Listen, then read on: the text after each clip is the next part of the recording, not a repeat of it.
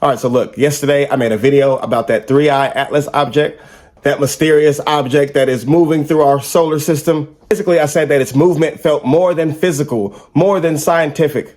It felt symbolic, like truth moving closer to us, like consciousness entering our solar system in the form of a signal. Basically, I was saying that object that they call three-eye atlas isn't just a rock or a ship.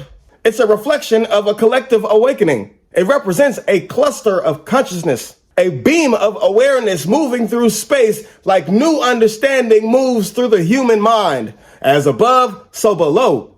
Each of us has built our own inner ship, a system of truth to navigate and rise out of this matrix. And that's what this three-eye atlas mirrors or symbolizes. The structure of awakened minds traveling through the field towards remembrance. That's basically what the first video was about. So if you ain't seen that, you might as well go back and watch this because it'll make this video make a lot more sense.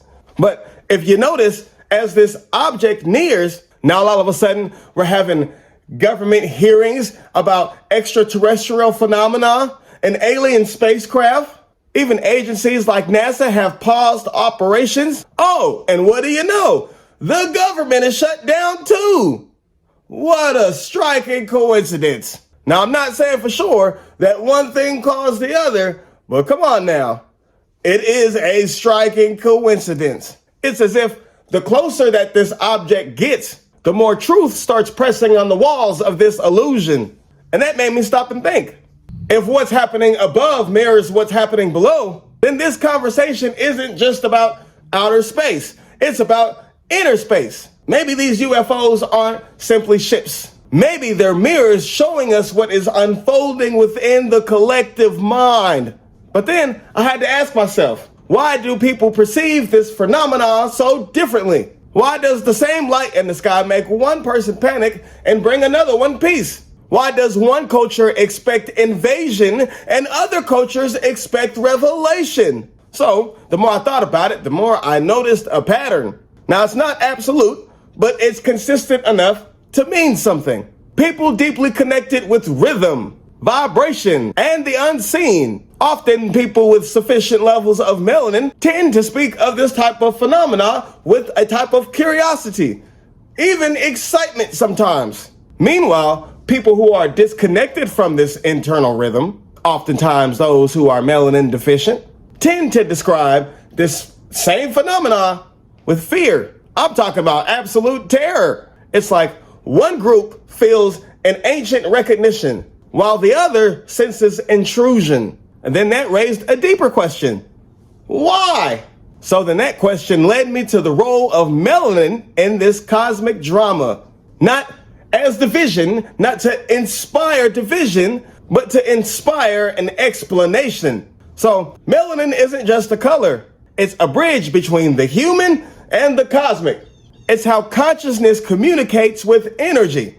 It takes in light, sound, and vibration and turns them into awareness, into understanding. It's the body's way of listening to the universe. Poetically speaking, within this metaphysical framework, melanin is the missing variable linking energy and awareness. Now, that's not a literal term in Einstein's math, but it's a symbol of connection.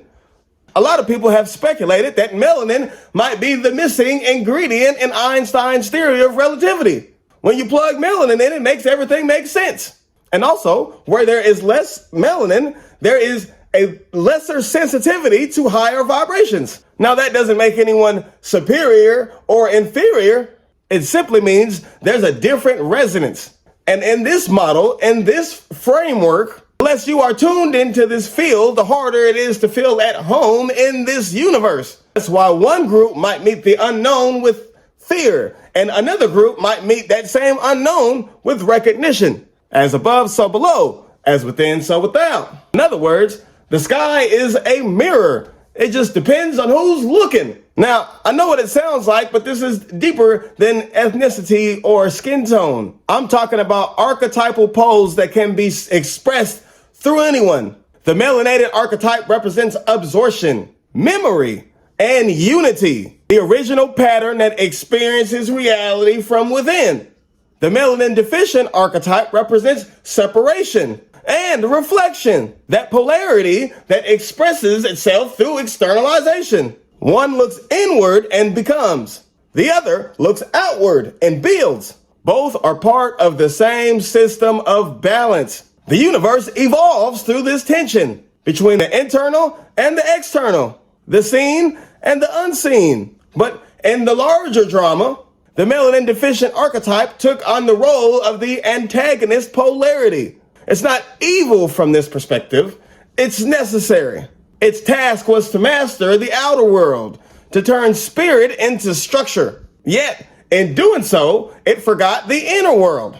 And that forgetting created that fear. The antagonist's purpose is not to destroy the hero. It's to apply enough pressure to make the hero remember that they are the hero. In other words, make the hero remember who they really are. The psychologist Carl Jung called this the unconscious coming to light. In Flying Saucers, he said that the disc people see represents the psyche's attempt to heal its own split. In other words, the sky becomes the screen where the mind projects its hidden parts. Dr. Francis Cress Welsing said that melanin deficiency produced a deep subconscious fear and a drive to dominate what can't be controlled. Dr. Marimba Annie in Urugu showed how that fear hardened into a worldview that separated matter from spirit and humanity from nature. Frantz Fanon said it plainly. The colonizer projects his own shadow onto others, turning his inner fear into an outer enemy. So when that archetype looks at the sky and sees invasion or sees experimentation, it's meeting its own reflection first. So even if these ships do exist, its first contact is still within our mean or our making. We are the source. That is a projection of something that is happening within us. So for the melanated archetype, the relationship to the unseen has always been different. You can look across all the cultures of all the melanated peoples across this globe. The unknown wasn't feared in this sense. It was familiar. Dogon cosmology, for example, holds ancient serious traditions that many interpret as advanced astronomical knowledge. Kemet spoke of netters, divine forces, both cosmic and internal. Yoruba teachings see the heavens and the human spirit as one continuous flow. Dr. Edward Bruce Bynum called this the African unconsciousness. It's the spiritual wholeness that this world forgot. And Dr. Richard King taught that melanin harmonizes the human body to the frequencies of the universe. So melanin isn't just biology. It's not just biological. It's metaphysical memory. The cosmos remembering itself through us. Bobby Hemmett and Brother Panic expanded on that insight. Bobby Hemmett said that the so-called aliens we see are fragments of our higher selves returning for contact. Brother Panic said the same truth in another way. Nothing outside of us is coming to save us. What people call contact is their own inner power awakening. When the dormant God within you starts to stir, you don't always recognize it. So you call it an encounter. Western mystics caught glimpses of this same phenomenon, of this same pattern. Joseph Campbell said that every hero must face the unknown, monster, God, or alien. And that confrontation becomes the transformation. Stanley P. Hall said that the heavens are filled with meaning, not strangers. When a civilization forgets the sacred, it mistakes its own symbols for literal objects. What Kemet calls netters, what Greece calls gods, and the modern world calls UFOs, same forces, new names. Stanley P. Hall warned that when the sacred is forgotten, it returns disguised as science fiction. So seen through the laws of polarity, through correspondence, through rhythm, then this whole pattern starts to become clear. Jung mapped the psyche. Welsing, Annie, and Fanon revealed the psychology of fear and projection. Bynum and King explained the biology of the connection. Bobby Hemmett and Brother Panic explained the occult mechanics behind this awakening. And Hall and Campbell outlined the story behind it all pointing to the same truth. The unknown that we fear is the part of ourselves that we've forgotten. The melanin deficient played its archetype role. driving humanity into separation so consciousness can rediscover unity. And now that pressure is breaking. The collective mind is waking up, and that reflection is in the sky. From the 3-Eye Atlas to all the other sightings. Those are signs.